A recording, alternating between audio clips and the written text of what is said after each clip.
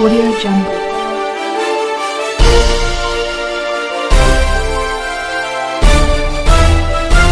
Audio Jungle.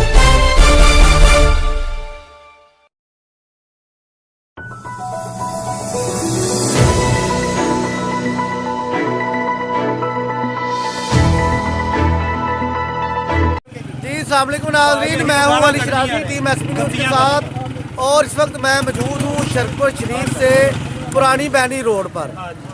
नाज़रीन, इस road पे तकरीबन 1 साल से ज़्यादा अरसा हो गया। यहाँ पे जो पत्थर वगैरह है वो डाल दिया गया है, लेकिन अभी तक इस पे जो मज़ीद काम है इसको मुकम्मल करने का वो नहीं किया गया है। तो यहाँ पे हमारे साथ इस वक्त मौजूद है पाकिस्तान पीपल्स पार्टी के सीनियर नायब सदर। तो आइए उनसे बात करते हैं। जी अस्सलाम वालेकुम भाई साहब। जी वालेकुम सलाम। जी भाई साहब, इस रोड आप चूँकि पुरानी बैनी में रहते हैं तो इस रोड के मतलब क्या कहना चाहेंगे आप?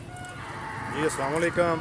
जी हम क्या कहना चाहेंगे, कल का इंटरव्यू भी सारी आवाम ने देखा है, सुना है कि इसको तकरीबन अरसा 1.5 साल हो गया है।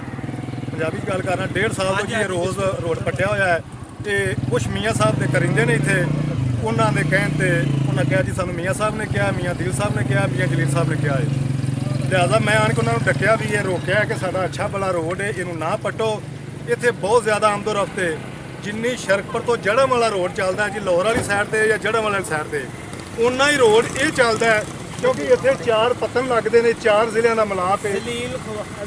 जिला ननकाना, जिला शेखपुरा, जिला लाहौर, ये सारे जिलों का मिलाप होता है। ठीक है ना जी।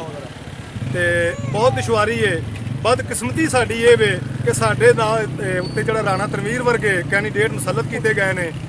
हत्ता कि उन्होंने इतों 3 दफ़ा इलैक्शन लड़िया, 2 दफ़ा वजारतें वफाकी वजारतां भी इंजॉय कीतियां ने, लेकिन फिर भी साढ़े कुछ लोग ऐसे ने, शायद माजरत को सख्त अल्फाज इस्तेमाल करा, उन्होंने गुस्सा लगे। बदकिस्मती वेखो साड़ी, इस टाइम भी Rana Tanveer public account committee का चेयरमैन है, ठीक है जी, नैशनल असैंबली दे विच, लेकिन साढ़े रोड का हाल वेखो। भाई जन जरा व्यू दिओ सानू। हाँ जी, रोड दिखाया जरा। ਇਹ ਵੇਖੋ 2 ਮਿੰਟ ਸਿਰਫ ਰਸਤੇ ਦੇ ਅੱਗੇ ਖੜੇ ਹੋਏ ਆ ਅਸੀਂ, 2 ਮਿੰਟ। ਇਹ ਸੈਂਕੜੋ ਆਵਾਮ ਵੇਖ ਲਓ ਪਿੱਛੇ। ਮੀਆਂ ਜਲੀਲ ਸਾਹਿਬ ਦੀ ਆਪਣੀ ਗੱਡੀ ਲੰਘੇ ਤੇ ਉਹਨਾਂ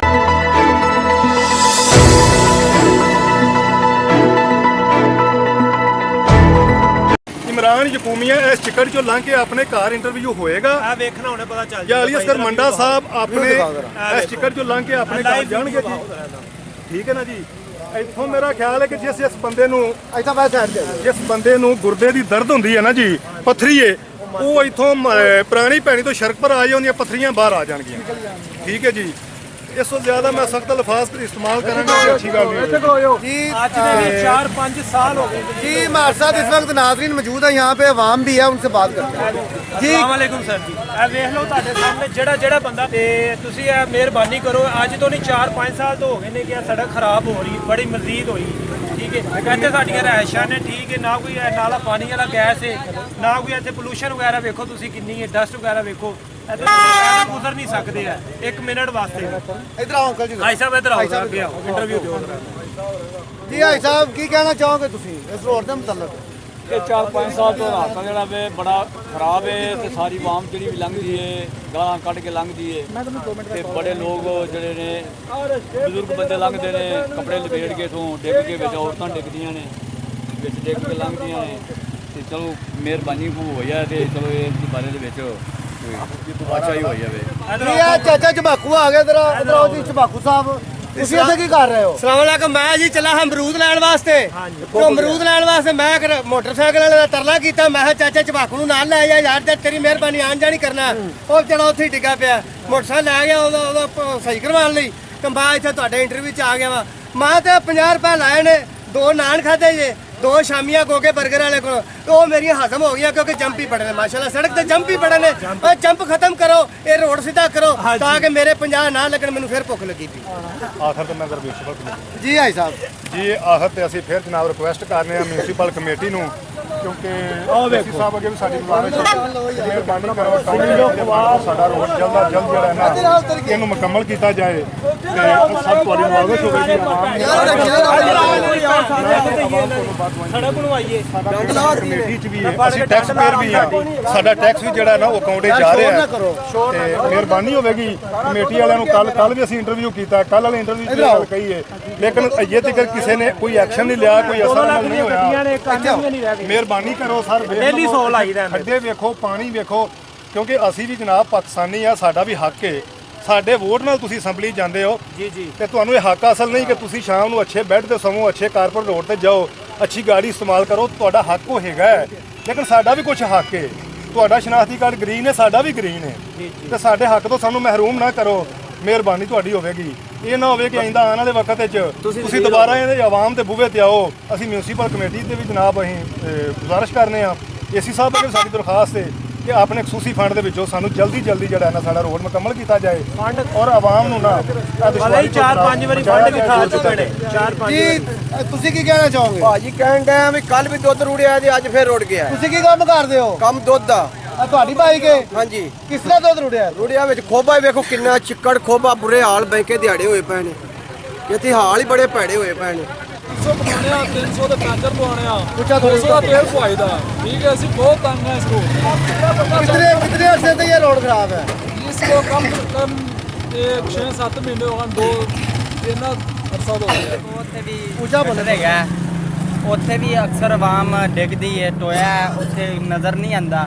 ਉੱਥੇ ਅਕਸਰ ਕੋਈ ਐਕਸੀਡੈਂਟ ਹੁੰਦਾ, ਪਿੱਛੇ ਮੁੰਡਾ ਡਿੱਗਾ, ਉਹਨੂੰ ਸੱਟਾਂ ਵਗੈਰਾ ਲੱਗੀਆਂ, ਤੇ ਉੱਥੇ ਵੀ ਇਹਨਾਂ ਨੂੰ ਗੁਜ਼ਾਰਿਸ਼ ਕਰਨੇ ਆ ਕਿ ਆਪਣਾ ਇੱਥੇ ਟੋਨ ਕਮੇਟੀ ਵਾਲਿਆਂ ਨੂੰ ਸੜਕ ਪੱਟੀ ਹੈ, ਜਿੱਥੇ ਮੋਟਰਸਾਈਕਲਾਂ ਤੇ ਮੁਸਾਫਰ ਤੰਗ ਹੁੰਦੇ ਨੇ, ਬੜਾ ਮਿਹਰਬਾਨੀ ਕਰਕੇ। नाज़रीन इस वक्त हमारे साथ मौजूद हैं, ये स्कूल के छोटे छोटे बच्चे हैं, तो इनसे बात करते हैं। जी बेटा, आप डेली यहाँ से गुजरते हैं? हाँ जी, मैं डेली यहाँ से गुजरता हूँ। जब मैं जाता हूँ तो मेरे कपड़े गंदे हो जाते हैं और टीचर हमारा मारता है, कपड़े क्यों गंदे किए हैं, इसलिए मेरी मामा ने फिर क्या कहा क्यों मार खाई है। तो आप जो हमारे MN और MPA साहब हैं हल्के के, उनको क्या कहना चाहोगे बेटा? मैं उनसे कहना चाहूँ कि वो हमारी सड़क को ठीक करें। ठीक है। ਜਨਾਬ ਇਹ ਰਸਤੇ ਤੇ ਜਿਹੜੇ ਰੋਜ਼ ਉਲਟਦੇ ਨੇ, ਉਹਦੇ ਹੁੰਦੇ ਕੋਈ ਨਾ ਕੋਈ ਟਾਇਰ ਪਾਟੇ ਹੁੰਦੇ ਨੇ, ਸਾਰਾ ਕੁਝ ਇੱਥੇ ਖਰਾਬ ਹੁੰਦੇ ਨੇ ਤੇ ਬੱਚੇ ਜਿਹੜੇ ਉਹ ਲਿਬੜ ਜਾਂਦੇ ਨੇ ਪਾਣੀ ਦੇ। ਅਸੀਂ ਇਹ ਕਹਿਣਾ ਚਾਹਾਂਗੇ ਕਿ ਮੀਆਂ ਜਲੀਲ ਸਾਹਿਬ ਹਰਾਂ ਨੇ ਰਾਹ ਪਟਵਾ ਦਿੱਤਾ, ਜੇ ਬਣਵਾਉਣ ਜੋਗੇ ਨਿਸ਼ਾਨ ਤੇ ਪਟਵਾਣਾ नहीं से रात जलील साहब हरे फोन ला के तो चले गए, दोबारा इधर आ ही नहीं सकेंगे। जी, जैसे कि आप सब दोस्तों ने देखा कि यहाँ पे डेली हज़ारों लोग गुजरते हैं और यहाँ से 2 से 3 पत्तन भी लगते हैं। हज़ारों वाम जो है वो लाहौर और लाहौर से शरकपुर की तरफ आती है। तो जितनी भी वाम से बात की है, सबका एक ही मुतालबा है मियाँ जलील अहमद साहब से कि उन्होंने इस रोड को पक्का करने के लिए, नया बनाने के लिए यहाँ पे जो पहली सड़क थी उसको उखाड़ा था। तो सब हमारा भी मुतालबा है मियाँ जलील अहमद शरकपुरी साहब से कि इस रोड पर फोकस करें और शरकपुर से पुरानी बहनी जाने वाले रोड को जल्द से जल्द तमीर करें, ताकि यहाँ के लोगों की जो मुश्किलात हैं वो कम हो और ये जो लोग मुसीबत में मुब्तला है इस रोड की वजह से, वो आपको दुआएं दें। तो मियाँ जलील अहमद साहब खसूसी रिक्वेस्ट है SB न्यूज़ की भी और असिस्टेंट कमिश्नर मुजम्मल अलियास साहब से कि इस रोड पर सबसे पहले तवज्जो दें। यह रोड आपकी तवज्जो का मुंतज़र है। इस रोड की वजह से जो हज़ारों लोग गुजरते हैं, आप उनकी दुआएं भी लें और उनका सफ़र भी आसान होगा। टाउन कमेटी का हिस्सा